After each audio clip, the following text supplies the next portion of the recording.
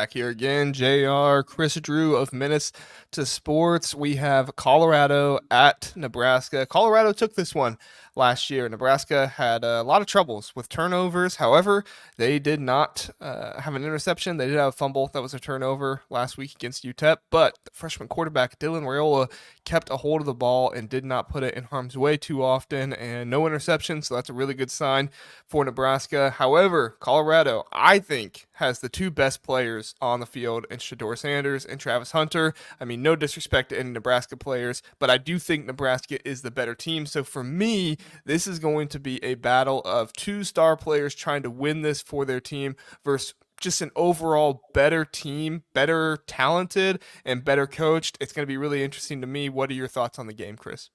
I don't think Colorado can stop me and you.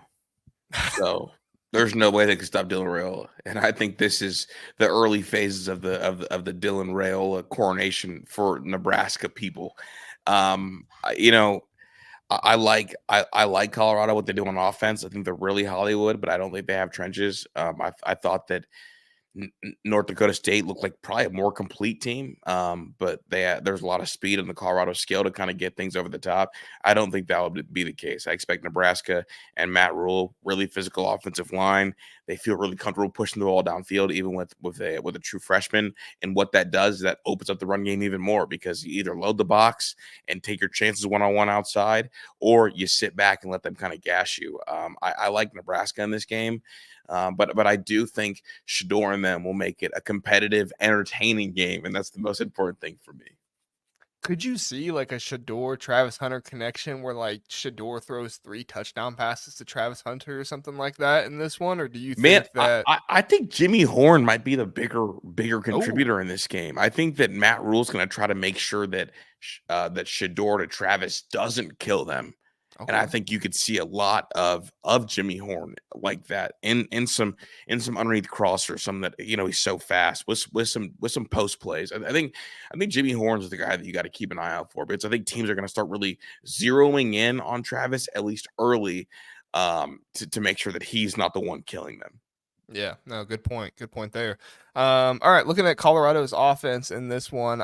So I did a little bit of research on, well, I guess let's look at Nebraska's defense first. So I did a little bit of research on the Big Ten, put out a post earlier today. It's going very popular right now. I put out all the blitz rates for every Big Ten team in week one. I'm going to try to keep doing that every single week. It is a lot of research to try and figure out. However, I think it's worth it. I think people are really interested in it. So I'll try to keep doing that. However, Nebraska, they blitzed 0 times against UTEP. 0% blitz rate for them, which is really interesting to me. It I think is. you'd want to do some kind of blitz.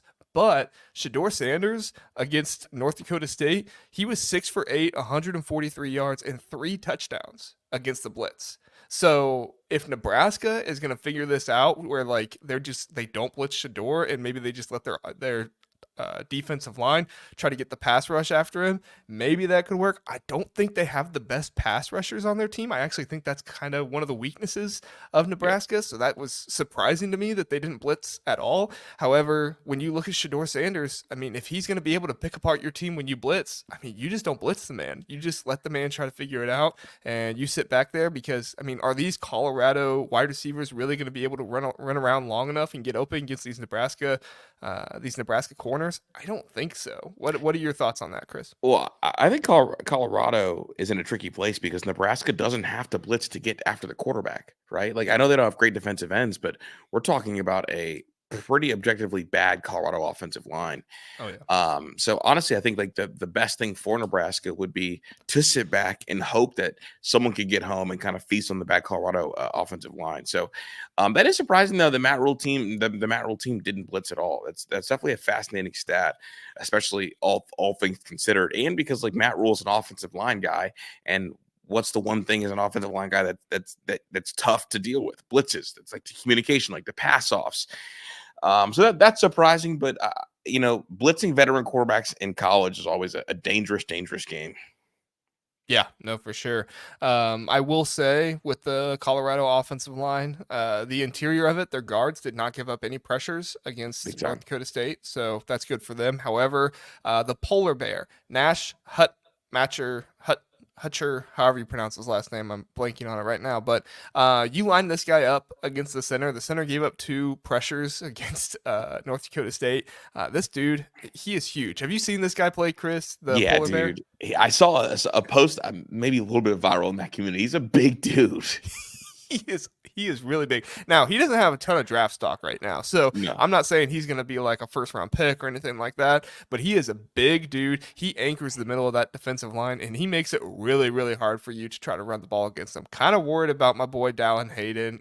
He left Ohio State to go over to Colorado. I know the offensive line didn't get a whole lot of good mention over at Ohio State, but this Colorado offensive line not doing any better than Ohio State. So I think you're having a hard time there. But yeah, Jordan Seaton is the freshman left tackle. Left tackle or right tackle? I think he's left tackle. I think. Yeah, he's the left tackle in this one. He did give up 2 pressures as well as their other tackle, Tyler Brown. He gave up 2 pressures also. So it is going to be really interesting to see if they can get pressure on Shedeur Sanders with that 4-man rush. If they do, which I'm like you, I think they can, even though it's not necessarily the strength of their defense because of how poor the Colorado offensive line is. If they can, you could be looking at a long day for Shedeur Sanders where he's running around a lot and he's getting put on the ground a lot.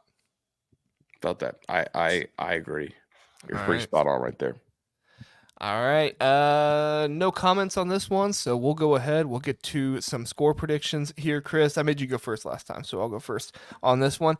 So my first thought was a little bit of a shootout here. However, I think Nebraska is going to want to try to keep the ball out of Colorado's hands. So I could see, and the defensive line of Colorado, I think, is going to be susceptible to the run. They have 4 running backs that they can really rotate in and out. You look at what Notre Dame did last year against Ohio State, where they really wore down that defensive line with 3 different running backs. I think Nebraska is going to do a similar thing here against the Colorado defensive line with Grant, Dowdle.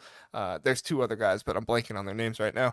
I mean, they're going to Johnson as well. They're going to wear down this defensive line for Colorado, really bleed the clock, and I think dominate the time of possession. So I actually think it's going to be a lower scoring game, but there will still be some points. So I'm going to go with Nebraska 24, Colorado 20 in this one. I got shootout, dude. 42-35 Nebraska. All right. Okay. I think Nebraska's accidentally going to score too quick because Colorado can't tackle. I think it's going to be one of those things where they're trying to grind it out and pound it out, and it's like, dang, what do you want me to do, coach? Like, that's like a 35-yard run on the ground. Like, you want me to just take a knee? It's the first quarter. I think this is going to be an accidental shootout.